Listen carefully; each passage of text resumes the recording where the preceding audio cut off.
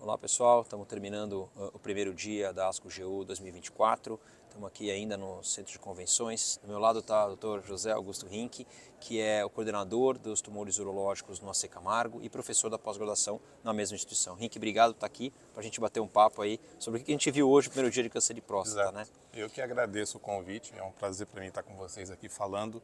E num momento tão especial que a gente está vivendo na ASCO-GU, que está comemorando 20 anos de existência. Se a gente for pensar lá atrás, em 2005, quando abriu a ASCO-GU, a gente estava falando da primeira quimioterapia que mostrava ganho de sobrevida com o docetaxel em 2005, e 20 anos depois, olha como é que a gente está cheio de leques, e só para a gente falar em câncer de próstata. Muito bem colocado, sessão presidencial, né, no ano anterior ali, né, na ASCO, assim por diante, muito legal.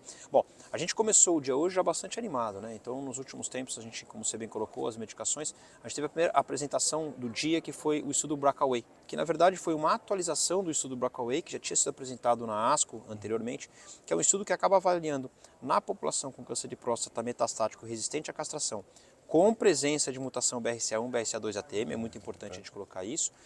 3 grupos de tratamento. Um grupo recebia abiraterona seguido de olaparib na progressão, no outro grupo começava com olaparib e seguia com a abiraterona, e o terceiro grupo fazia o tratamento combinado de ambas as drogas. A gente já tinha os dados prévios que para a primeira linha, né, do primeiro PFS, dos pacientes que faziam droga isoladamente versus a combinação, ia muito pior. Então, em torno de 8 meses a sobrevida de progressão desses pacientes versus quase 40 meses com o tratamento combinado. O que a gente viu hoje, na verdade, foi que mesmo com o crossover, né, considerando que seria o PFS2, a gente também teve um ganho não necessariamente importante entre 7, 8 meses em ambos esses braços, fazendo crossover, então somando mais ou menos aí 16 meses de PFS versus 39 de tratamento combinado. Então, como é que você enxerga esses dados que foram apresentados hoje, Rinck? E como é que você coloca em perspectiva PROPEL? Como é que a gente pode entender isso no nosso tratamento? Lembrando que a gente tem aprovado para all comers, eu não sei se é o ideal, mas como é que a gente coloca esses dados para o consultório aí do dia a dia? Esse estudo é bastante importante porque ele traz muito mais para a gente do que um estudo de fase 3, um estudo de fase 2 randomizado, mas um estudo de um conceito que há muito, desde que começaram a surgir esses primeiros estudos, surgiu. Se de fato naquela população, e esse estudo é selecionado pelo biomarcador, especialmente BRCA2, que é a grande maioria dos estudos, se isso realmente fazia diferença a gente associar o novo agente hormonal, ou na sequência, ou se fazia alguma diferença ou não, de trazer junto as novas evidências na combinação na primeira linha para esses pacientes. O que a gente encontrou ali? Primeiro, obviamente que é um estudo pequeno, são um pouco mais do que 20 pacientes em cada braço, mas que a combinação trouxe um melhor PFC, ainda que a gente não possa fazer uma comparação estatística desse grupo, assim como uma maior taxa de resposta também para esses pacientes. E sem acrescentar tanta toxicidade, assim, quando a gente olha a toxicidade de grau 3 e grau 4. Mas um detalhe bastante importante do conceito nesse estudo é que ele permitiu o crossover, ou seja, dos braços que fizeram, então, um novo agente hormonal, e depois, na abiraterona, e depois foi olaparib, ou vice-versa, quando a gente olha a sobrevida nessas duas sobrevidas, digamos assim, a gente vê que elas ainda assim são, pelo menos numericamente, inferior à combinação, trazendo um racional para que, mesmo nessa população selecionada, de fato esse efeito sinérgico entre o olaparib e o inibidor, o novo agente hormonal, traz um efeito sinérgico e a gente vê esse benefício em termos de sobrevida. Se isso impacta a sobrevida global, é uma grande discussão, que obviamente esse estudo não tem o poder para poder trazer isso para a discussão. Mas uma coisa que é bastante importante nesse cenário é que a maioria dos pacientes aqui, nós estamos falando de pacientes que eram virgens de um novo agente hormonal. Né? É uma população que praticamente, na maioria da nossa prática clínica hoje em dia, a gente não vê, porque a gente oferece na primeira linha a bimodalidade ou até hoje a trimodalidade para esses pacientes. Será que nesta população, onde ainda o paciente virgem de tratamento, a gente não oferece o inibidor da PARP para esses pacientes, será que nesta população, depois que falhou um novo agente hormonal, a gente só acrescentar um novo, ou manter, ou trocar esse novo agente hormonal por um outro e acrescentar o inibidor da PARP, a gente vai trazer de fato grandes ganhos? Vai ser essa mesma magnitude que nós estamos encontrando nesses estudos? Essa é uma questão que a gente ainda não tem essa resposta. Sem dúvida. Eu acho que esse ponto é importante. Eu particularmente posso dizer que eu não acredito nessa adição, mesmo que você faça uma troca, né, da base de tratamento do novo agente hormonal. Eu acho que para esses pacientes a gente colocaria basicamente o estudo Profound. né? Então, Exatamente. é aquela corte 1 que realmente tem o benefício de utilizar o olaparib com ganho de sobrevida global. Esse estudo mostrou um fato importante, que é que uma pequena porção só dos pacientes receberam crossover, isso é muito importante, então precisa entender se é porque perdeu performance ou o que foi. Isso pode ter um certo impacto, né? Então, menos de 50% dos pacientes receberam, né, a droga nesse crossover, que era permitido no estudo. Foram 8 pacientes em cada braço que receberam o tratamento subsequente. Exatamente, de 21, 22 que eram colocados, então, assim, isso é um ponto importante a gente ficar atento, mostrando que talvez a combinação tenha também esse benefício de você dar o melhor tratamento. Inclusive, nessa população de mau prognóstico, né, BRCA1, BRCA2, ATM, mostra que inclusive o olaparib sempre performou melhor do que o novo agente hormonal, mostrando que talvez a importância dessa droga é fundamental para esses pacientes, né?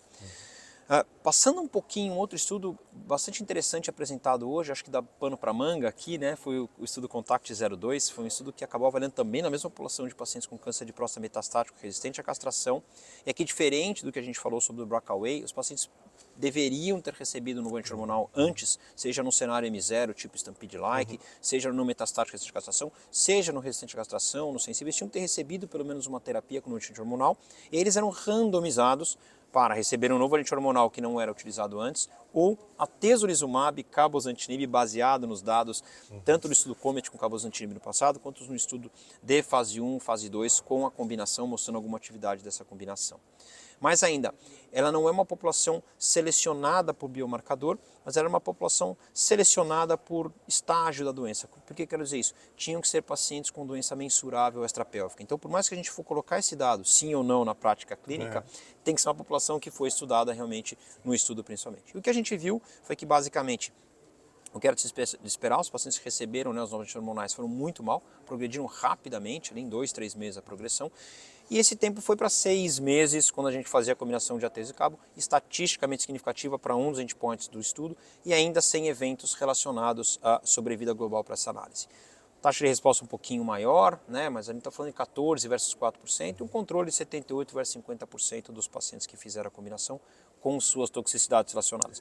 Como é que você enxerga isso num papel que a gente está falando hoje? Querendo ou não, a gente acabou de falar de Nepropel, combinação de inibidor de PARP com o hormonal. Como é que você enxerga? A gente vai ter o estudo, né, o resultado do PIS-1, que nós participamos no Brasil, ENZA com rádio. Como é que você vai enxergar essas combinações desse cenário para esses pacientes? Essa é um momento da evolução do paciente bastante desafiador na prática clínica, que é aquele momento em que o paciente já se tornou castração resistente a um novo agente hormonal que ele já utilizou e progrediu, e para onde a gente vai? A gente, né, dado os avanços que a gente teve, trazendo tudo para as primeiras linhas, nas primeiras linhas tanto de castração sensível como castração resistente, a gente acabou ficando... Como é que eu faço o sequenciamento desses pacientes é um grande desafio. E principalmente nessa população essa que muitas vezes já apresentam metástases viscerais presente, de um prognóstico bastante ruim. Esse estudo ele tem um grande valor no sentido de que é o primeiro estudo a trazer a imunoterapia para esse cenário, buscando nesse sinergismo com o cabozantinib, de que o cabozantinib ele permitiria um ambiente imunopermissivo e facilitaria o uso de você usar então a imunoterapia em associação. E é o primeiro estudo, se a gente for seguir ao pé da letra, o endpoint primário dele era sobrevida livre de progressão da doença, foi positivo, mostrando o papel da imunoterapia associada ao cabozantinib. No entanto, temos vários porém do estudo, né? O principal, né, e geralmente nessa fase da doença a gente acaba discutindo bastante, é o braço controle, né? Será que nesta população, se a gente for olhar, 70% desses pacientes receberam um novo agente hormonal na primeira linha de castração resistente desses pacientes? 20 a 30% haviam recebido lá no cenário ainda castração sensível docetaxel para esses pacientes, ou seja, tinham expostos à quimioterapia só 30 a 20% dos pacientes, ainda assim no cenário castração sensível.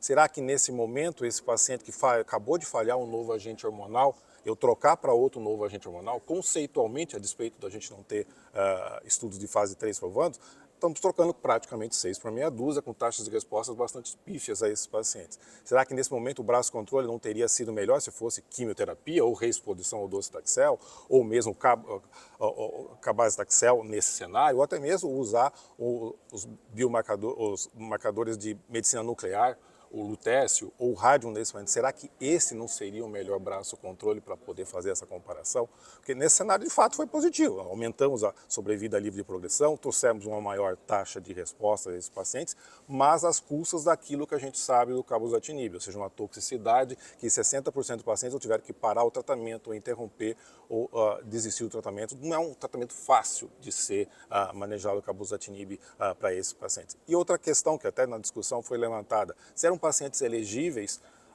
para cabozantinib, eles também seriam elegíveis para quimioterapia, né? Ou seja, a desculpa de o braço controle ser um inibidor de um novo agente hormonal que ele não tivesse utilizado, que seria mais tolerável pelo paciente, menos tóxico, impactando menos a qualidade, isso não é válido, porque para um paciente ser elegível à tolerância do cabozantinib, ele obviamente também seria, a maioria das vezes, elegível também ao cabozantinib e à quimioterapia. Cabe na prática clínica agora? Eu acho que não. Eu acho que, infelizmente, apesar de a gente ter tido bastante discussões hoje de intensificação ou desintensificação, eu acho que esse estudo ele é positivo, tem o mérito de trazer a imunoterapia, mas diante dos outros estudos, onde a imunoterapia falhou em mostrar, né, a gente tem o exemplo do pembrolizumab, a combinação com químio, ou mesmo com novos agentes hormonais que foram totalmente negativos, esse estudo, embora tenha sido positivo, ele não reflete mais a nossa realidade hoje. Eu acho que isso não muda, não está mudando a nossa prática amanhecida, não vou prescrever cabozantinib com atezolizumab. Além de outras questões que podem ser discutidas de atezolizumab, a questão anti-PDL1, se ele é de fato autoanticorpos contra anti-PDL1, contra PD1, a diferença se é a melhor imunoterapia se ou é não, né? melhor ou não, coisa que para pós a gente nem consegue ainda ter esse tipo de discussão, diferentemente como em câncer de rim ou outros tipos. Para a gente fechar, eu vou ter que estender um pouquinho nossa discussão aqui, mas eu queria fechar falando do embarque rapidamente. O embarque também a gente já conhece, apresentado no congresso, na verdade, de urologia americano, cenário paciente com câncer de próstata recidivado, recidiva bioquímica, não passível de algum resgate, para receber bloqueio androgênico, leuprolide no estudo com enzalutamida versus leuprolide isoladamente versus um terceiro braço que avaliou não como endpoint primário, mas enzalutamida monoterapia. A gente já sabia que os braços que tinham enzalutamida tinham ganho de metástase-free survival versus leuprolide. E o que a gente viu na atualização hoje desse estudo é que basicamente os pacientes que faziam enzalutamida monoterapia tinham mais chance de chegar na semana 36 com PSA menor que 0,2 e entrar na intermitência, mais do que leuprolide, né, em torno de 80 e poucos % versus 58% mais ou menos, se eu não estou enganado esses números mostrados hoje. E o tempo que eles ficavam realmente nesse controle é muito semelhante, aparentemente não teria uma perda aí em termos de qualidade usar enzalutamida monoterapia. Sem contar que para aqueles que não entraram, né, por algum motivo não atingiram o PSA, realmente aparentemente foi melhor, desde que pensando que o número de eventos foi muito pequeno nesses pacientes. A minha pergunta para você, como você trata pacientes com recidiva bioquímica de alto risco, PSA maior que 2, WTA menor que 9 meses, que nem o estudo embarque, não passível de um resgate, nos dias de hoje no teu consultório? Ele vai para DT, ele vai para combinação, ele vai para ENZA, ele vai para observação, uma progressão realmente de metástase. Como é que você trata esses pacientes no dia a dia e se o embarque mudou a tua prática? Eu acho que o embarque, a grande questão que ele traz para nós no dia a dia, ele de fato traz para essa população de alto risco para a progressão uma nova opção. E mais ainda, acho que para mim o que mais interessa no embarque é a possibilidade da intensificação e desintensificação, ou seja, a retomada da hormonoterapia intermitente que estava um pouquinho abandonada nos estudos dos novos agentes. Agora a gente vai começar a ver isso de maneira, ou seja, aquele paciente que você intensificou, ou seja, deu enzalutamida, deu leuprolide análogo para esse paciente e que ele teve uma resposta, ou seja, você olhou naquele paciente, você está fazendo um teste em vivo no paciente ali, teve a resposta, esse paciente eu posso parar o tratamento desse paciente. E quando dá combinação, eu consigo quase bater em 2 anos de período livre de hormonioterapia para esses pacientes. O braço de monoterapia da enzalutamida para esses pacientes, eu tenho um pouco de receio, eu acho que ele também foi cuidado, mas essa questão de prescrever em monoterapia, eu acho que isso não me faz. Primeiro, em termos de toxicidade, o que eu vou estar ganhando necessariamente? Porque em termos de toxicidade grau 3, grau 4, é muito parecido com a combinação do leuprolide com a enzalutamida para esses pacientes. Nesse cenário, o leuprolide sozinho teve menos toxicidade para esses pacientes. Outra questão também ainda que a gente deve levar em consideração, que existe uma população, nós ainda não sabemos, mas se a gente for olhar o braço do leuprolide, que atingiu 0,2, esses pacientes também tiveram benefício, não foi diferente dessa população, que é o que a gente viu hoje, por exemplo, de monoterapia com enzalutamida. A sobrevida livre de metástase foi exatamente a mesma desse paciente. Então, assim, se a gente conseguisse descobrir quem é esse paciente que vai conseguir chegar no 0,2 depois de 9 meses de tratamento, esse paciente não precisava nem da enzalutamida, só o leuprolide para ele já estava suficiente. Eu acho que esses são os grandes insights do EMBARK. Na prática clínica, eu acho que sim, desses pacientes com alto risco, a gente deve oferecer, ainda que a gente não estamos falando off-label, nós não temos ainda aprovação no Brasil, a gente finalzinho do ano passado teve essa aprovação pelo FDA. Hoje se discutiu muito a respeito disso, nas várias outras discussões a respeito do estudo EMBARK, várias vezes foi citado esse estudo, então de fato ele vai ser uma nova opção que nós vamos ter que estar discutindo para esses pacientes, especialmente nesses pacientes de alto risco. E só uma coisinha que é muito importante, que é o critério de inclusão, ou seja, o paciente que fez cirurgia, é a partir de o PSA que você vai começar a pensar e calcular se ele está com dumping time alto. Ou seja, fazer aquele cálculo de dumping time com PSA que saiu de 0,7, de 0,3 e foi para 0,7, que ele cresceu mais de 100%, mais de 200%, esse paciente não está no estudo, ele não está contemplado. Ou seja, o paciente que fez cirurgia, a partir de 1 é que você vai discutir essa questão, assim como quem fez radioterapia, a partir de 2 é que você vai discutir isso. Acho que isso é bastante importante. Muito bem, Henrique, a gente podia ficar aqui discutindo um tempão, queria te agradecer aí a nosso bate-papo, isso é um insight bem fresquinho do que aconteceu, acho que a gente ainda vai digerir esses dados, na verdade, com todo o resto que vai vir, esse monte de dados que tem, posters muito interessantes, e eu convido a todos, na verdade, para acompanhar os próximos dias, né, com os outros tumores, e para acompanhar a gente também, depois que terminar o evento, a gente vai fazer uma discussão final, um vídeo final, já com os dados digeridos, pensados, para a gente realmente mostrar como é que a gente vai usar isso na prática. Obrigado. Eu que agradeço, até mais, tchau, tchau.